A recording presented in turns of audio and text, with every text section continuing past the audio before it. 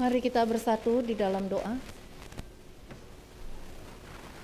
Bapa kami yang di dalam surga, di hari ini ya Tuhan, kami bersyukur karena kami boleh memperingati, mengingat kembali bagaimana Tuhan yang sudah memberikan kasih-Nya yang begitu besar bagi kami. Pengorbanan Tuhan yang sudah diberikan kepada kami. Biarlah Tuhan pada saat ini hati kami boleh benar-benar disentuh ketika kami mengingat peristiwa yang terjadi ketika Yesus disalibkan untuk menebus dosa kami. Tuhan, pada saat ini ketika kami merenungkan bagian dari firman Tuhan ini, kiranya Tuhan juga tolong setiap kami Tuhan, untuk kami boleh benar-benar merasakan bagaimana peristiwa yang terjadi beberapa ribu tahun yang lalu, sebuah karya yang begitu besar yang telah Tuhan nyatakan di dalam dunia ini. Tolong kami Tuhan, biarlah roh Tuhan sendiri yang bekerja di dalam hati setiap kami pada saat ini. Terima kasih ya Tuhan, kami berdoa di dalam nama Tuhan kami Yesus. Amin. Mari Bapak Ibu, kita akan membuka Alkitab kita dari Lukas 22. Lukas 22 ayat yang ke-63 sampai ayat yang ke-65. Lukas 22 ayat 63 sampai ayat 65, dan ada beberapa ayat juga kita akan bacakan di dalam pasal 23 nanti. Lukas 22 ayat 63 sampai ayat 65, demikian bunyi firman Tuhan. Dan orang-orang yang menahan Yesus mengolok-olokkan dia dan memukulinya. Mereka menutupi mukanya dan bertanya, "Cobalah katakan, siapakah yang memukul engkau?" Dan banyak lagi hujat yang diucapkan mereka kepadanya. Pasal 23 ayat yang ke-10 dan yang ke-11. Sementara itu imam-imam kepala dan ahli-ahli Taurat maju ke depan dan melontarkan tuduhan-tuduhan yang berat terhadap dia. Maka mulailah Herodes dan pasukannya menista dan mengolok-olokkan dia. Ia mengenakan jubah kebesaran kepadanya, lalu mengirim dia kembali kepada Pilatus. Ayat 23 sampai ayat yang ke-33. Tetapi dengan berteriak mereka mendesak dan menuntut supaya ia disalibkan, dan akhirnya mereka menang dengan teriak mereka. Lalu Pilatus memutuskan supaya tuntutan mereka dikabulkan, dan ia melepaskan mereka yang dimasukkan ke dalam penjara karena pemberontakan dan pembunuhan itu sesuai dengan tuntutan mereka. Tetapi Yesus diserahkannya kepada mereka untuk diperlakukan semau-maunya. Ketika mereka membawa Yesus, mereka menahan seorang yang bernama Simon dari Kirene yang baru datang dari luar kota, lalu diletakkan salib itu di atas bahunya supaya dipikulnya sambil mengikuti Yesus. Sejumlah besar orang mengikuti dia, di antaranya banyak perempuan yang menangisi dan meratapi dia. Yesus berpaling kepada mereka dan berkata, "Hai putri-putri Yerusalem, janganlah kamu menangisi aku, melainkan tangisilah dirimu sendiri dan anak-anakmu. Sebab lihat, akan tiba masanya orang berkata, berbahagialah perempuan mandul dan yang rahimnya tidak pernah melahirkan dan yang susunya tidak pernah menyusui. Maka orang akan mulai berkata kepada gunung-gunung, runtuhlah menimpa kami, dan kepada bukit-bukit, timbunilah kami. Sebab jikalau orang berbuat demikian dengan kayu hidup, apakah yang akan terjadi dengan kayu kering?" Dan ada juga dikiring dua orang lain, yaitu dua penjahat, untuk dihukum mati bersama-sama dengan dia. Ketika mereka sampai di tempat yang bernama Tengkorak, mereka menyalibkan Yesus di situ, dan juga kedua orang penjahat itu, yang seorang di sebelah kanannya dan yang lain di sebelah kirinya. Demikian pembacaan firman Tuhan kita. Bapak Ibu yang dikasihi oleh Tuhan, pernahkah ketika kita merenungkan untuk peristiwa penyaliban ini, saudara kita bertanya, mengapa harus salib? Saudara, kematian di atas kayu salib adalah satu bentuk kematian yang paling nista, satu bentuk kematian yang paling hina. Karena bagi orang-orang Israel pada waktu itu, sebagaimana yang tertulis di dalam kitab Ulangan, orang yang digantung berarti dia adalah orang yang terkutuk. Sehingga hukuman salib adalah hukuman yang paling mengerikan yang harus dialami. Saudara, ketika Yesus disalibkan, kita mengira dia kena tulah, dipukul, dan ditindas Allah. Tetapi dia tertikam oleh pemberontakan kita. Dia diremukkan oleh karena kejahatan kita. Saudara, pertanyaannya adalah, adakah jalan lain yang dapat Yesus lakukan untuk menyelamatkan kita? Saudara, jawabannya adalah tidak ada. Untuk menyelamatkan kita, satu-satunya cara yang harus dilakukan hanyalah melalui salib. Salib adalah jalan yang ditempuh oleh Yesus untuk menyelamatkan manusia, untuk mendamaikan manusia dengan Allah, di mana manusia menjadi seteru Allah akibat dari dosa. Dan akibat dosa ini, manusia harus menerima murka Allah, mendapatkan satu hukuman yang sungguh mengerikan. Saudara, Via Dolorosa, perjalanan penderitaan, jalan penderitaan yang harus ditempuh oleh Yesus. Dia lakukan perjalanan itu menuju Golgota dan dia lakukan dengan rela. Malam itu setelah Yesus ditangkap, saudara, ia menjalani berbagai aniaya dan siksa. Saudara, dia mengalami penderitaan yang demikian rupa. Siapakah yang menemaninya ketika dia mengalami penderitaan itu? Tidak ada seorang pun. Dia sendirian. Kemana murid-muridnya yang selama ini mengatakan, yang selama ini selalu bersama-sama dengan dia dan mengatakan, Tuhan, aku sungguh mengasihi Engkau. Yang selama ini mengatakan, Tuhan, aku mau mati demi Engkau. Kemana mereka pada waktu Yesus mengalami penganiayaan dan siksa yang sangat besar tersebut? Saudara, mereka meninggalkan dia. Mereka meninggalkan dia. Bahkan ada yang mengkhianati dia. Bahkan dia disangkali oleh murid yang begitu dikasihinya. Ini adalah satu gambaran yang sangat menyakitkan sekali. Satu kondisi yang sangat menyedihkan sekali yang harus dialami, yang harus diterima oleh Yesus di dalam penderitaannya menjalani kayu salib. Saudara, siksaan demi siksaan harus ia alami. Dia terima semuanya itu demi siapa? Demi saudara, demi saya, demi kita semua. Dia terima dan alami semuanya itu. Firman Tuhan mengatakan, pada waktu dia harus menjalani masa-masa penderitaan, bukanlah satu hal yang begitu mudah untuk dijalani. Saudara, mari kita masuk ke dalam peristiwa ini. Kita masuk melihat bagaimana seakan-akan Yesus, peristiwa Yesus disalibkan, peristiwa Yesus diadili, itu ada di hadapan kita. Saudara, pada waktu itu ketika kita menyaksikan bagaimana Yesus diolok-olok, diejek, bagaimana dia diludahi, satu tindakan yang sangat tidak menyenangkan. Bagaimana dia dipukuli. Saudara, bukan hanya tubuhnya yang dipukuli.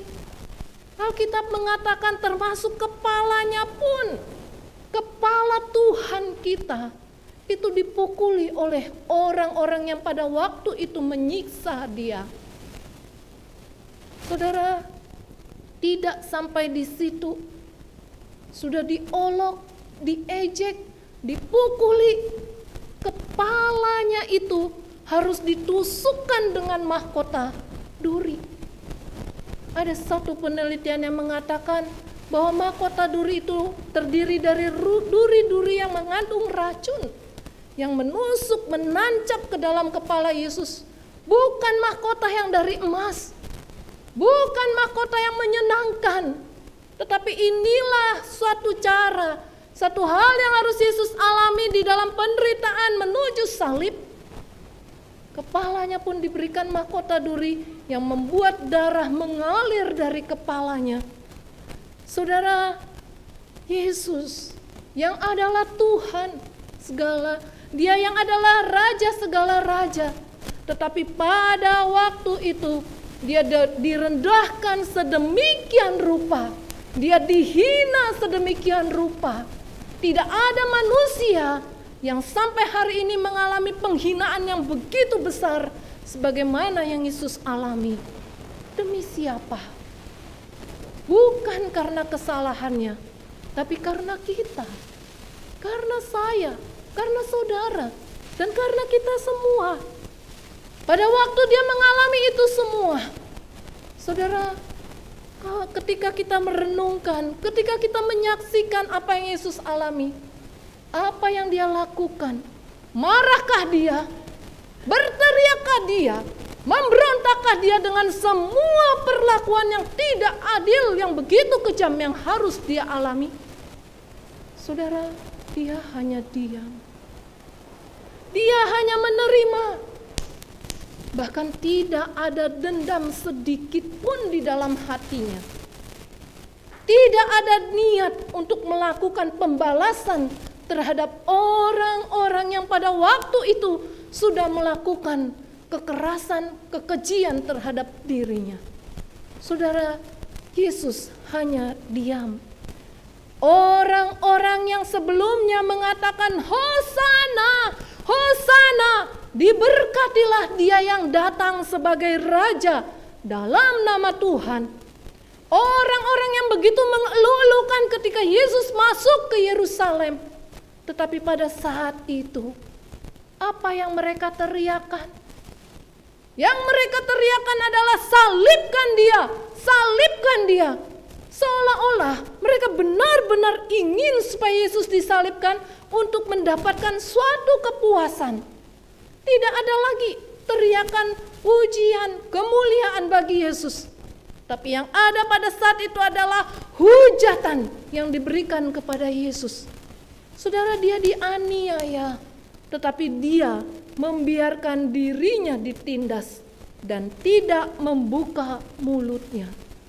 Seperti anak domba yang dibawa ke pembantaian.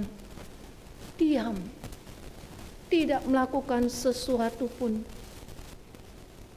Kalau Dia mau, Dia dengan sekejap bisa melakukan sebaliknya dalam sekejap mata. Saudara, firman Tuhan di dalam firman Tuhan Injil Lukas yang tadi sudah kita bacakan juga, dikatakan bahwa Dia disesah dan diperlakukan semau-maunya. Terserah orang akan melakukan apa padanya. Dibebaskan orang untuk melakukan apapun terhadap Dia. Saudara, apa batas? Batas ketika Dia disesah? Tidak ada. Batasnya hanyalah sampai kepada kepuasan manusia untuk melakukannya. Saudara, dikatakan ketika hukuman Yahudi, pada waktu Dia harus mengalami cambuk, seorang yang dicambuk di bawah hukuman Yahudi, ada satu pembatasan, yaitu 40 kali kurang 1. Tetapi apa yang dialami oleh Yesus? Saudara, Yesus bukan pada waktu itu dijatuhi hukuman di bawah hukuman Yahudi, Israel, tapi di bawah pemerintahan Romawi. Tidak ada batas 40 kurang 1. Oleh karena itu, semau-mau mereka melakukan apapun juga terhadap Yesus. Seberapa mau mereka mencambuk Yesus berkali-kali, terserah. Seolah-olah Yesus tidak ada harganya. Seolah-olah Yesus tidak ada nilainya. Saudara, Cambuk yang dicambukkan kepada Yesus bukanlah sekedar seutas tali biasa. Cambuk yang dicambukkan kepada Yesus bukanlah tali yang tidak ada apa-apanya, yang hanya membuat cetar seperti itu. Tetapi di ujung cambuk itu, saudara, dikaitkan 12 sampai 16 aksesoris yang tajam, yang terbuat dari besi ataupun tulang. Jadi sekali cambukan ada 12 sampai 16 aksesoris tersebut nancap di tubuh Yesus. Dan pada waktu cambuk itu akan ditarik kembali, maka terkoyaklah kulit, terkoyaklah tubuh Yesus, mengucurlah darah sedemikian rupa, tertanam dalam dan ditarik kembali. Saudara, berapa kali Yesus harus mengalami itu? Berkali-kali, sampai orang yang mencambuknya itu merasa puas sudah melakukan semuanya itu. Masuk tulang besi tersebut ke dalam tubuh Yesus, tidak pelan-pelan ditarik, tapi langsung tak, ditarik, tak, ditarik. Sangat mengerikan sekali. Seandainya pada waktu itu kita ada di situ, saudara, menyaksikan apa yang Yesus alami, mungkin kita tidak akan sanggup lagi melihat. Mungkin kita akan menundukkan kepala kita, memalingkan wajah kita, karena kita tidak akan sanggup melihat apa yang sudah dialami oleh Yesus. Terjadinya pendarahan. Karena adanya pendarahan, darah yang begitu banyak yang tertumpah, yang keluar dari luka-luka yang dirasakan oleh Yesus. Secara manusiawi, tubuhnya mulai menggigil kedinginan. Saudara, apa yang dialami Yesus pada saat itu menggambarkan kebrutalan manusia, menggambarkan kebengisan manusia, menggambarkan bagaimana hati yang sudah dikuasai oleh dosa, dikuasai oleh kebencian, maka dapat melakukan hal yang begitu mengerikan sampai sedemikian rupa. Pada saat-saat seperti itu, saudara, tubuhnya sudah sedemikian tersakiti, tubuhnya pastinya sudah sedemikian rasanya hancur, sudah tidak bisa merasakan lagi. Karena begitu sakitnya. Saudara, apakah pada saat itu Yesus mengatakan, hentikan, hentikan. Saudara, tidak ada teriakan-teriakan seperti itu dari mulut Yesus. Tetapi firman Tuhan menggambarkan bagaimana dia tetap diam. Diam. Dia tidak memaki-maki orang yang melakukan kekejian terhadap dirinya. Dia tidak marah, dia tidak mengancam dengan mengatakan, awas suatu hari akan kubalas engkau. Tidak. Saudara lihat, Yesus yang sudah mengalami sedemikian rupa, dia hanya diam. Karena dia tahu penyakit kitalah yang ditanggungnya, kesengsaraan kitalah yang dipikulnya pada saat itu. Kitalah yang seharusnya pada waktu itu mengalami apa yang Yesus alami. Saudara, dengan tubuh yang sudah begitu lemah, karena luka yang sudah terjadi di mana-mana, mulai dari ujung kepala sampai kepada ujung kaki, semuanya sudah hancur. Dalam kondisi yang demikian, tetap tidak ada belas kasihan dari orang yang sudah menganiayanya. Tetapi yang mereka lakukan, mereka tetap menyuruh Yesus untuk memikul, untuk membawa kayu salib yang demikian berat itu. Kenapa?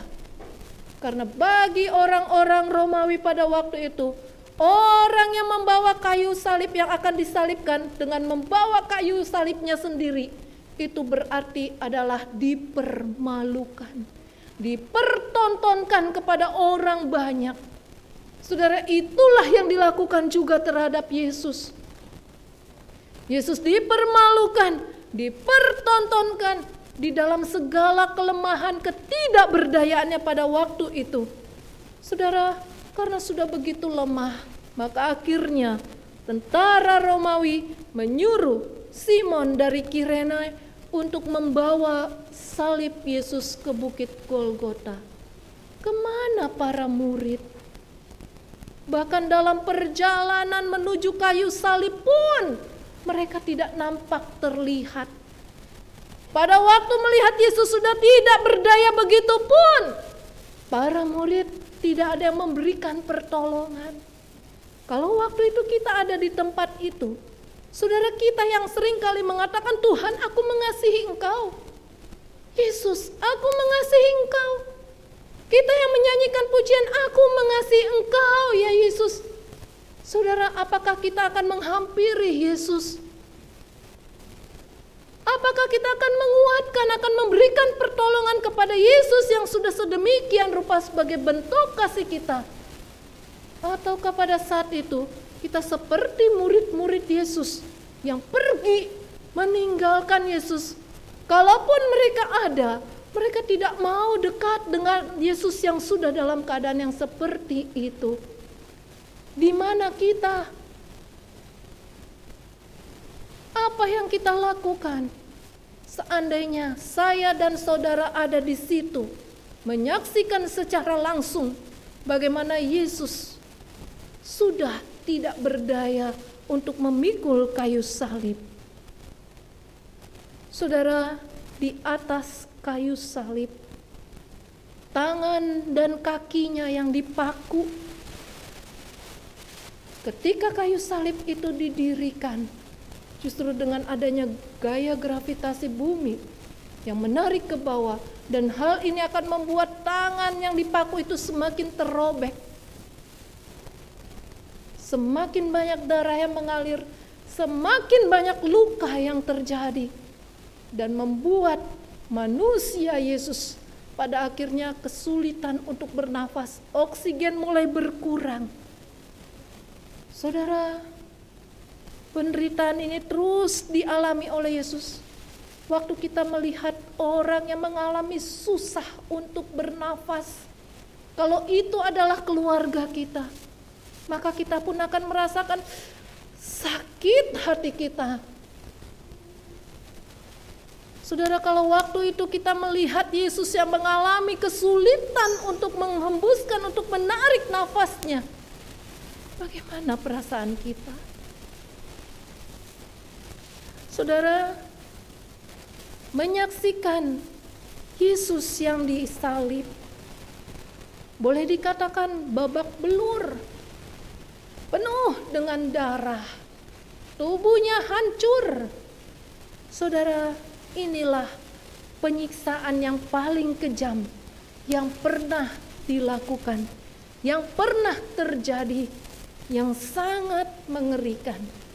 Disinilah menggambarkan betapa beratnya akibat dosa, hukuman yang sangat mengerikan. Dan disitulah seharusnya sekali lagi kitalah yang dihukum, karena kitalah yang berdosa. Dia yang tidak mengenal dosa telah dibuatnya menjadi dosa karena kita, supaya dalam Dia kita dibenarkan Allah. Mengapa Yesus mau menderita? Karena kasih-Nya. Hanya karena kasih-Nya kepada saya dan saudara, kepada kita semua. Saudara, tidak ada penderitaan yang lebih besar daripada penderitaan yang Yesus alami. Dalam penderitaannya tidak ada teriakan kesakitan. Pada lukanya sudah begitu banyak. Pada lukanya sudah begitu mengerikan. Dalam penderitaannya tidak ada kata-kata cacian, sama sekali tidak ada, karena kesakitannya tersebut. Tetapi yang ada hanyalah pengampunan, kata-kata untuk kita yang telah Dia ucapkan. Dia mengatakan, "Ya Bapa, ampunilah mereka, sebab mereka tidak tahu apa yang mereka perbuat." Perjalanan penderitaan Yesus memberikan dampak yang luar biasa pada kita sekalian. Yang pada hari ini saya, Bapak, Ibu, Saudara semua menerima suatu keselamatan yang begitu besar. Diperdamaikan dengan Allah yang hanya bisa terjadi hanya melalui salib Yesus. Tetapi pada saat ini menjadi satu perenungannya bagi kita adalah, saudara, bagaimana kita menghargai perjalanan penderitaan yang sudah dilakukan oleh Yesus. Apa yang sudah kita berikan ketika Yesus sudah memberikan dirinya untuk kita semua. Apakah kita lebih mengasihi Yesus daripada diri kita dan daripada semua yang ada di dalam dunia ini? Biarlah ini menjadi perenungan bagi kita, menjadi pertanyaan bagi kita. Bagaimana kita menghargai penderitaan yang sudah Yesus alami? Mari kita bersatu di dalam doa.